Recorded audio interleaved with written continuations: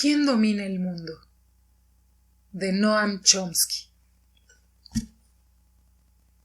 ¿Quién domina el mundo? Encarnizado, implacable y meticulosamente documentado, proporciona la explicación indispensable de los conflictos y peligros clave de nuestro tiempo que siempre se espera de Noam Chomsky.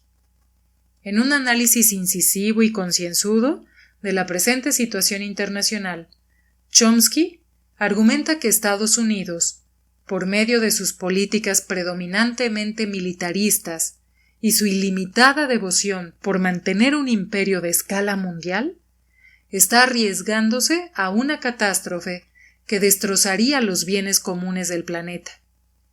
Recurriendo a una amplia variedad de ejemplos, desde el programa en expansión de asesinatos mediante drones hasta la amenaza de una guerra nuclear, pasando por los puntos críticos que representan los conflictos de Irak, Irán, Afganistán e Israel-Palestina, Chomsky ofrece reflexiones inesperadas y cargadas de matices sobre el funcionamiento del poder imperial en un planeta cada vez más caótico.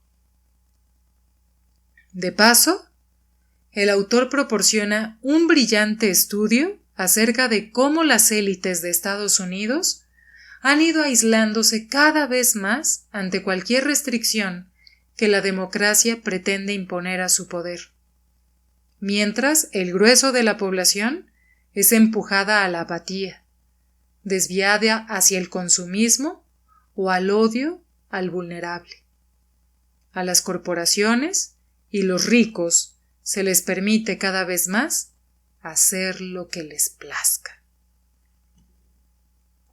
¿Quién domina el mundo? Introducción. La cuestión planteada por el título de este libro no puede tener una respuesta simple y definitiva. El mundo es demasiado variado, demasiado complejo para que eso sea posible. Aún así, no es difícil reconocer las grandes diferencias en la capacidad de modelar los asuntos mundiales ni identificar a los actores más destacados e influyentes. Entre los estados, desde el final de la Segunda Guerra Mundial, Estados Unidos ha sido de lejos el primero entre desiguales, y sigue siéndolo. Continúa dictando en gran medida los términos del discurso global en un abanico de asuntos que van desde Israel-Palestina, Irán, Latinoamérica, la guerra contra el terrorismo, la organización económica, el derecho y la justicia internacionales y otros semejantes, hasta problemas fundamentales para la supervivencia de la civilización, como la guerra nuclear y la destrucción del medio ambiente. Su poder, no obstante, ha disminuido desde que alcanzó una cota sin precedentes históricos en 1945. Con el inevitable declive, el poder de Washington queda hasta cierto punto compartido dentro del gobierno mundial de facto de los amos del universo, por usar los términos que utilizan los medios de comunicación para referirse a los poderes capitalistas dominantes, los países del G7, y las instituciones que éstos controlan en la nueva era imperial, tales como el Fondo Monetario Internacional y las organizaciones internacionales que reglan el comercio. Por supuesto, los amos del universo distan mucho de ser representativos de la población de las potencias dominantes. Hasta en los países más democráticos, la población tiene un impacto pequeño en las decisiones políticas. En Estados Unidos, hay destacados investigadores que han dado con pruebas convincentes de que el impacto que ejercen las élites económicas y los grupos organizados que representan intereses empresariales en la política del gobierno de Estados Unidos es sustancial, mientras que los ciudadanos comunes y los grupos de intereses de masas tienen poca o ninguna influencia independiente. Dichos autores afirman que los estudios apoyan de manera sustancial las teorías del dominio de la élite económica y la del pluralismo sesgado, pero no las teorías de la democracia electoral mayoritaria o el pluralismo mayoritario. Otros estudios han demostrado que la gran mayoría de la población, en el extremo bajo de la escala de ingresos-riqueza, se halla de hecho excluida del sistema político, y sus opiniones y posturas son pasadas por alto por sus representantes formales, mientras que un pequeño sector en la cima posee una influencia arrolladora. Asimismo, han revelado que a largo plazo la financiación de campañas predice con mucha fiabilidad las opciones políticas. Una consecuencia es la apatía, no molestarse en votar.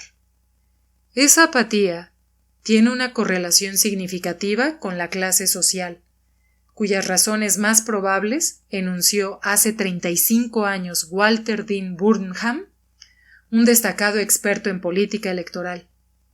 Burnham relacionó la abstención con una peculiaridad crucial del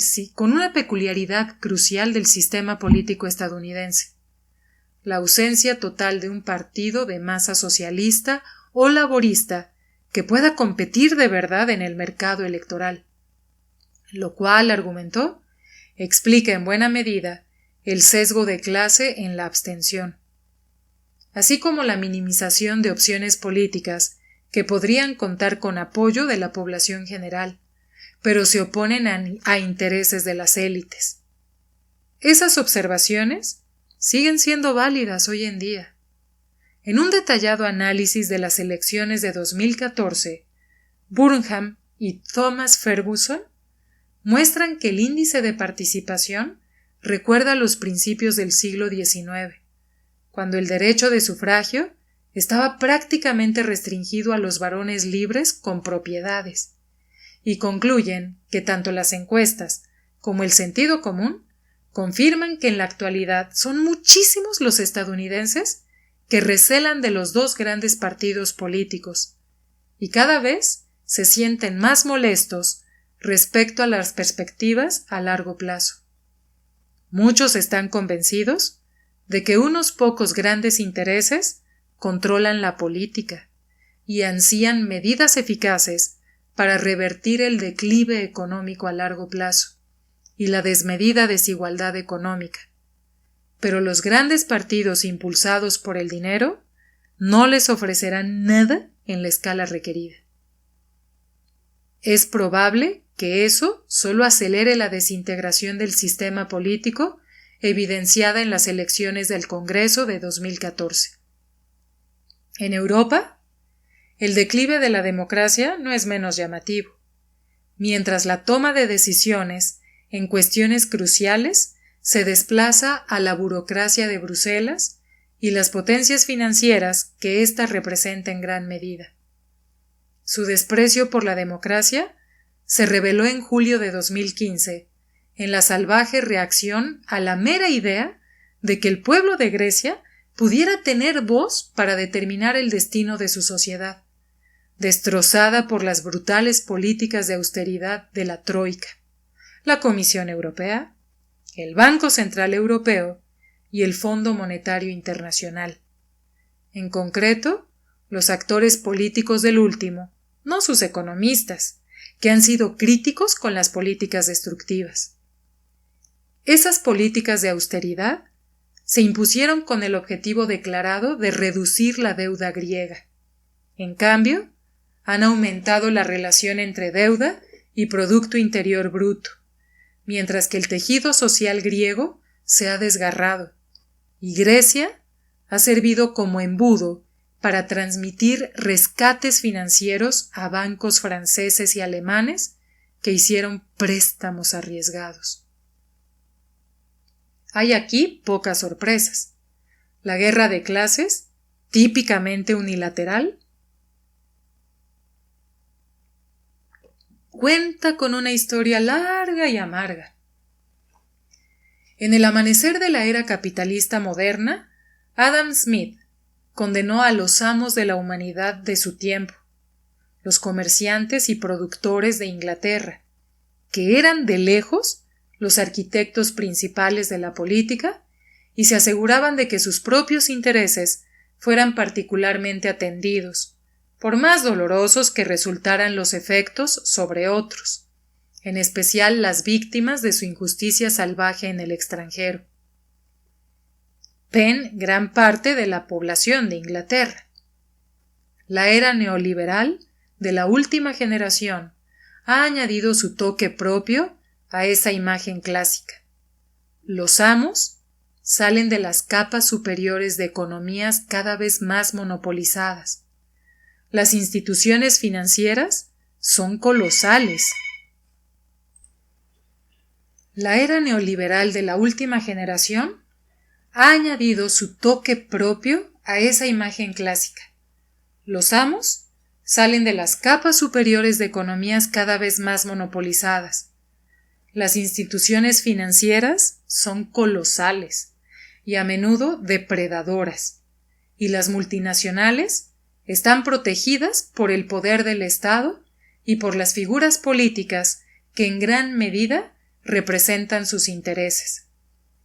Por otra parte, apenas pasa un día sin noticias de inquietantes descubrimientos científicos sobre el avance de la destrucción medioambiental.